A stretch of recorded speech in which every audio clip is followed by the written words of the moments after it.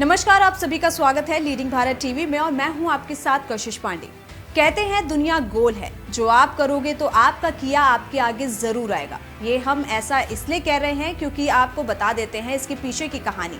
बांग्लादेश में भड़की हिंसा और वहां की पीएम का शेख हसीना का इस्तीफा इस बात की गवाही दे रहा है कि आज से ठीक 28 साल पहले जो बांग्लादेश में तख्ता पलट की रूपरेखा तैयार की गई थी, ठीक वैसा ही कुछ वर्तमान में हो रहा है।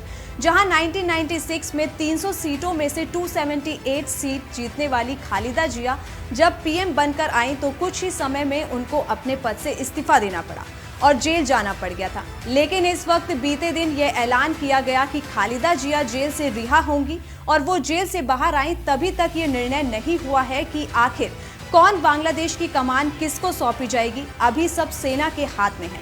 जी हां, बांग्लादेश में बीते कुछ महीनों से जो हिंसा चल रही थी वो किसी ने नहीं सोचा होगा कि इतना भयावह रूप ले लेगी। चारों तरफ लाशें, चीख पुकार, गुस्सा, आगजनी जैसी चीजें देखने को मिलेंगी और आलम ये होगा कि शेख हसीना को इस्तीफा देकर अपने ही देश से दुखते हुए भागना पड़ेगा। वहां के हालात ये हैं कि प्रदर्शनकारी उनके आवास में घुस गए, वहां रखे हुए सामान को उठा कर लेकर गए। जी हां, शेख हसीना के कपड़े, वहां रखा हुआ कंबल, रजाई जैसी एसी, कोई भी चीज ऐसी नहीं बची जिन पर प्रदर्शनकारियों ने धावा ना बोला हो। लेकिन क्या आप जानते हैं, जब 1996 में तख्ता पलट हुआ था तो यही वह मंजर उस दौरान देखा गया था। तो ऐसा क्या हुआ था, आपको बता देते हैं। खालिदा जिया और शेख हसीना दोनों के ही इस्तीफे की कहानी लगभग एक जैसी है। तब खालिदा जिया के खिलाफ शेख हसीना थी और अब शेख हसीना के खिलाफ खालिदा जिया की पार्टी बांग्लादेश नेशनलिस्ट पार्टी। बता दें कि 1996 में खालिदा पर चुनाव में धांधली का आरोप लगा था, जिसके चलते विपक्ष ने पूरी तरह से बॉयकॉट किया। तब शेख हसीना की पार्टी विपक्ष में थी और इन्हीं की अगुवाई में देश भर में असहयोग आंदोलन की शुरू कार्यवाही की गई थी, जिसके चलते 19 फरवरी को पीएम पद की शपथ खालिदा ने ली और 31 मार्च को इस्तीफा देना पड़ा था, जिसके बाद राष्ट्रपति ने संसद को भंग कर दिया था और तब सुप्रीम कोर्ट ने चीफ जस्टिस रहे मोहम्मद हबीबुर रहमान को अंतरिम प्रधानमंत्री नियुक्त किया गया था। तो 1996 में क्या हुआ वो आपने देखा।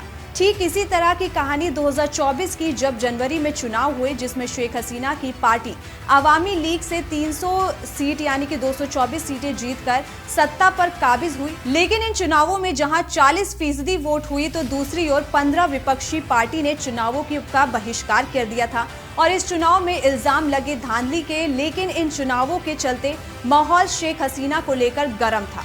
दूसरी ओर कोर्ट का फैसला कोटे यानी कि आरक्षण पर आ जाता है, जिसके बाद हालात और विपरीत दिशा की ओर बहने लगते हैं। आपको बता दें कि बांग्लादेश में सरकारी नौकरियों में फ्रीडम फाइटर्स और उनके बच्चों को 30% आरक्षण मिलता है। 2018 में हसीना सरकार ने इसे खत्म कर दिया था, लेकिन इसी साल जून में हाईकोर्ट ने इस आरक्षण को फिर बहाल कर दिया था। इसके बाद छात्र सड़कों पर उतर आए थे और उन्होंने कोटा सिस्टम में सुधार की मांग की। आरोप था कि कोटा सिस्टम के जरिए शेख हसीना अपने कारोबारियों को फायदा पहुंचाएंगी।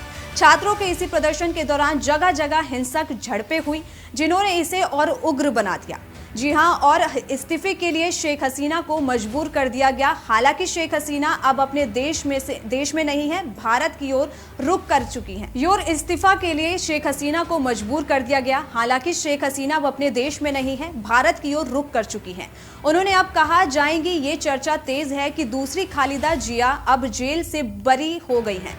अब क्या सियासत रंग लेगी बांग्लादेश की, ये भी कहानी को दिलचस्प बनाएगी।